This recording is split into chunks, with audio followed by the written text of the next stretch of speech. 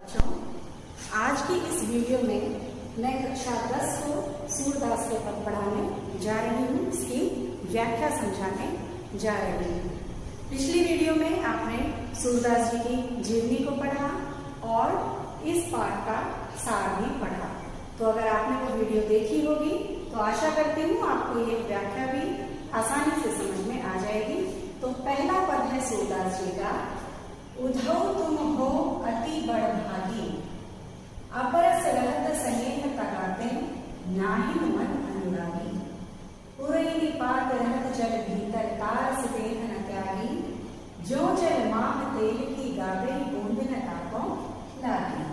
प्रीति नदी में पाँव न बोयो, दृष्टि न रूप परांगी, सूरदास अबला हम होरी, गुर जाति जो पांगी। तो यहाँ पर उद्धव कौन है?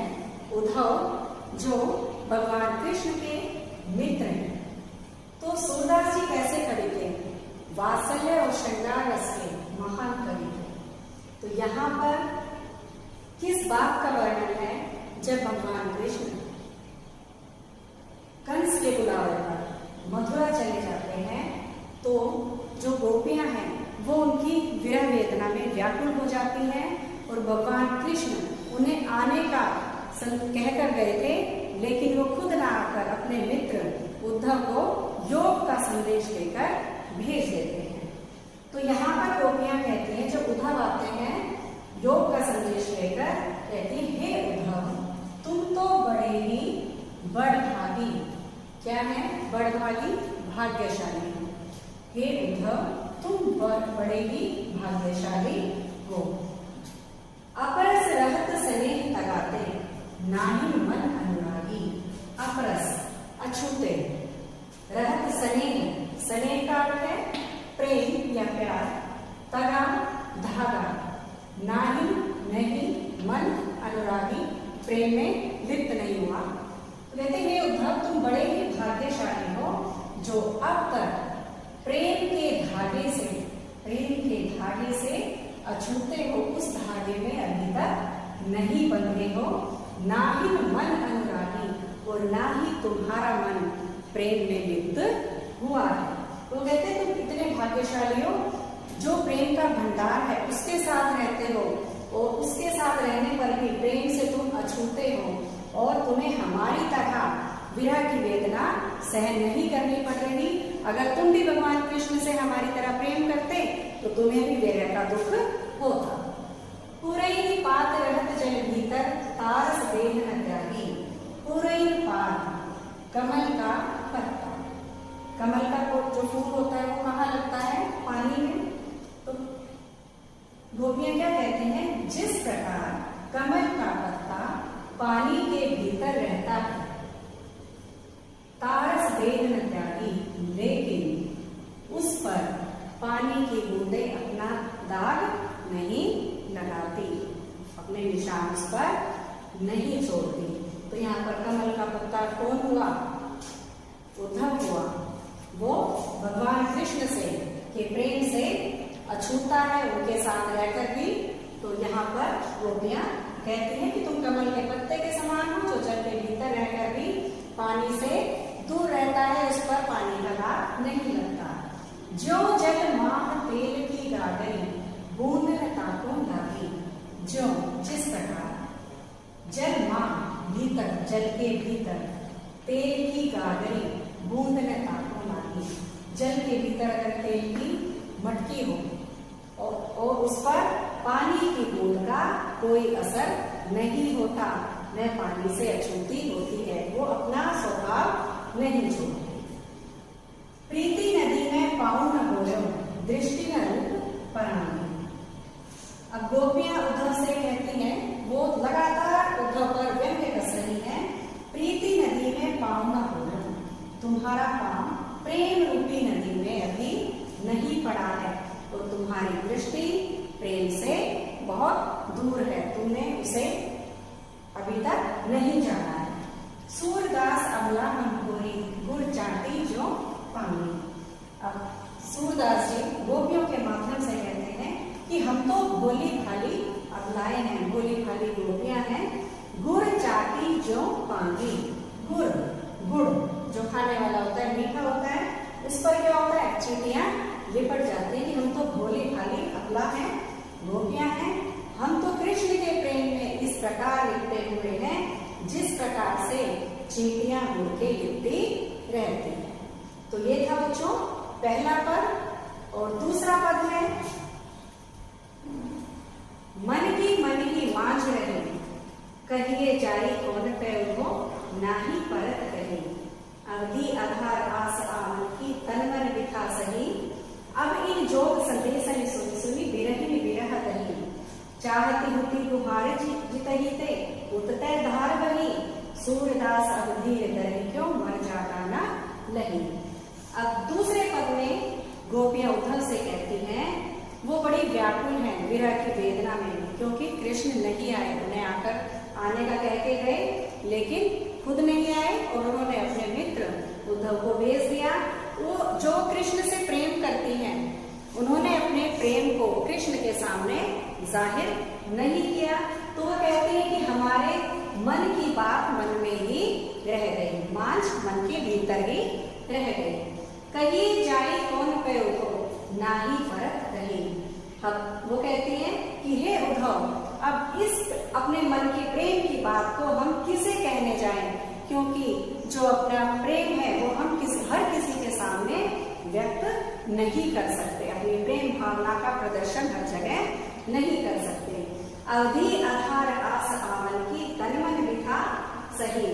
वो कहती है कि अभी तक तो हमारा जीवन तुम्हारे आने की आशा पर था, मतलब हमारा जो जीवन का आधार था तुम्हारे आने की आस थी, लेकिन अब तो हमारा तन और मन व्यर्थ ही इस विरह वेदना को सह रहा है। अब इन जोग संदेश सुनी सुनी बिरहन बिरह दही, और अब जो तुम आए हो हमारे दुख को और भी बढ़ा रहे हो, और तुम्हारे जो योग संदेश की बातें सुन सुन कर हमारा जो हृदय है उसकी विरह वेदना और भी अधिक बढ़ती जा रही है। हमसे तुम्हारे योग संदेश की बातें नहीं सुनी जाती, क्योंकि हम तो कृष्ण के प्रेम में डूबी हुई हैं। चाहती हुती गुहारई जितही है, उतते धार बही, गुहार लगाती है। तो कहते हैं हम मतलब जितनी और गुहार लगाते हैं उतनी ही हमारी विरह वेदना, विरह की जो धार है वो अधिक बढ़ती जा रही है। सूरदास धीर दरे क्यों मर जाता नहीं। सूरदास जी गोपियों के माध्यम से कहते हैं कि अब हम धैर्य कैसे धारण करें, मतलब अब हम धैर्य कैसे धारण कर सकते हैं, क्योंकि कृष्ण ने भी अपनी मर्यादा का उल्लंघन कर दिया है, हमारे प्रेम को नहीं समझा और खुद ना आकर योग का संदेश देकर उद्धव को हमारे पास भेज दिया है। अब अगला तीसरा पद है, हमारे हरी हारी की लकड़ी, मन क्रम वचन नंद नंदन गुण, यह दृढ़ करी पकड़ी, जागत सोवत स्वप्न दिवस निसी, कान्हे कान्हे जकरी, सुनत जोग लागत है ऐसो जो करोई तकरी, सुतो व्याधि हमको ले आई, देखी सुनी न करी, यह तो सुनती नहीं ले सो को जिनके मन चकरी। तो हमारे हरी हारी की लकड़ी, हरी हरी कौन है, कृष्ण। हारी कौन है, एक पक्षी है।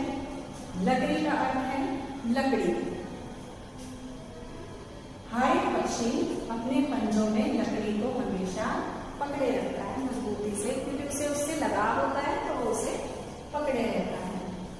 मन क्रम वचन नंद नंदन, मन से, कर्म से, वचन से नंद नंदन उड़, नंद नंदन, नंद का पुत्र उड़, उड़ का अर्थ है हृदय। यह दृढ़ करी पकड़ी, दृढ़ का अर्थ है मजबूती, पकड़ी पकड़ा हुआ।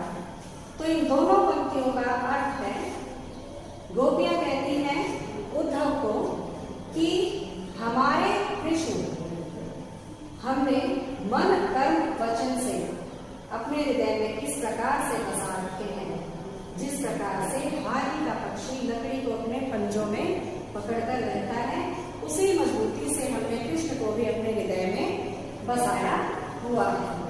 जागत सोवत स्वप्न दिवसनी से कान्हे कान्हे जगरी, जागत जागते हुए, सोते हुए, स्वप्न सपने में, दिवस दिन, निशी रात, कान्हे कान्हे। कान्हे कौन होता है? कन्हैया। जागते हुए, सोते हुए, सपने में, दिन और रात। हम क्या हमेशा किसकी रट लगाए रखती हैं? कन्हैया की रट लगाए रखती हैं। सुनत जो लागत है ऐसो जो करोई करते।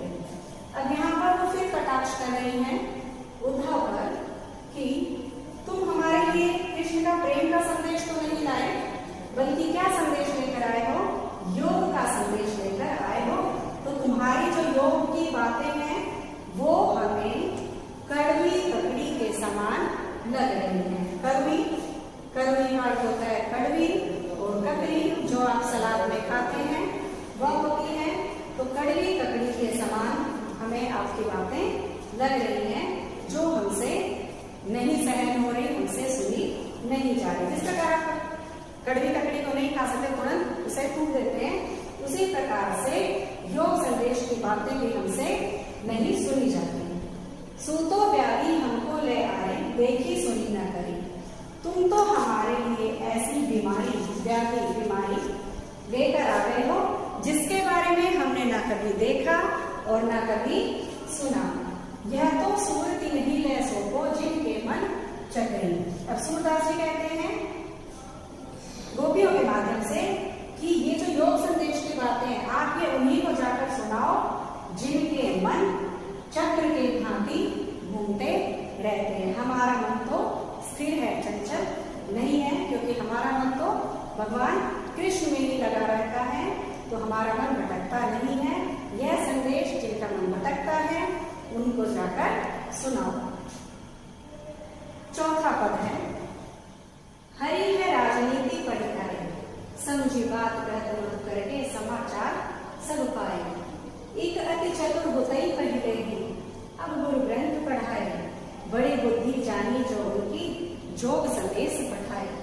उद्धव भले लोग आगे के, परहित डोलत धाये, अब अपने मन फेर पाई है, चलत जोते चुराए।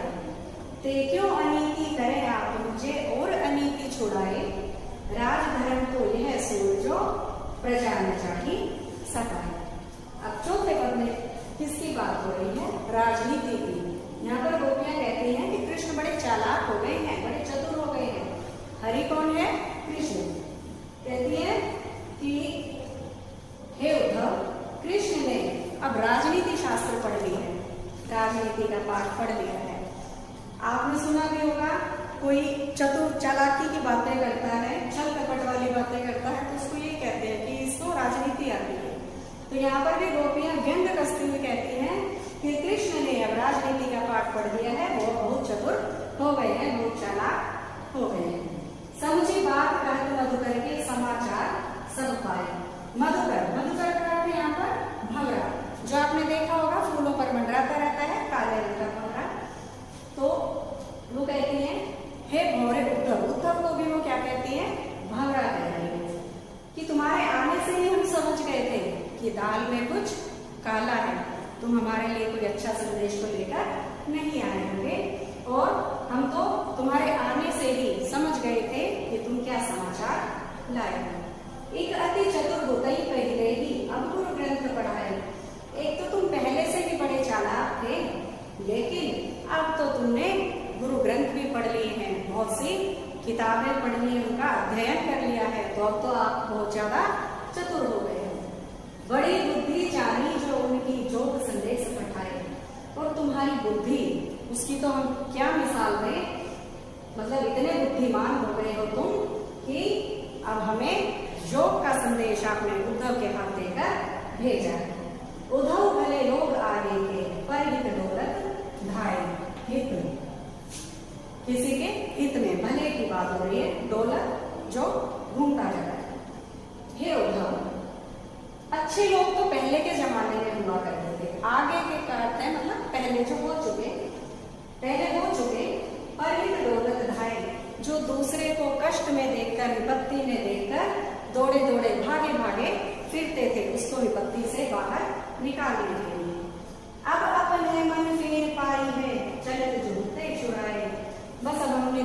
गया कि कृष्ण तो बड़े चतुर चालाक हो गए हैं, बस अब हमें तो अपना मन वापस मिल जाएगा।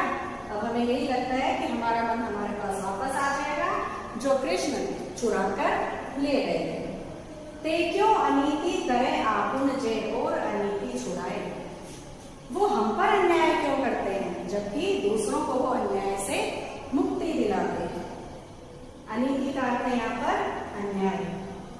राजधर्म तो यह सूर जो प्रजा न चाही सताए। सूरदास जी कहते हैं कि राजा का धर्म, यहाँ पर एक तरह से ये संदेश भी दिया गया है कि राजा का धर्म क्या होता है। राजा का यह धर्म होता है जो प्रजा न चाही सताए, जो प्रजा को कष्ट नहीं पहुंचाता, हमेशा उसके हित का ध्यान रखता है, उसकी भलाई करता है।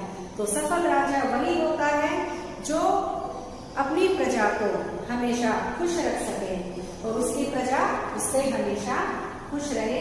तो बच्चों, चारों पद आपको मैंने समझा दिए हैं, इनको ध्यान पूर्वक सुनेंगे और पूरी वीडियो को ध्यान पूर्वक देखेंगे। थैंक यू बच्चों।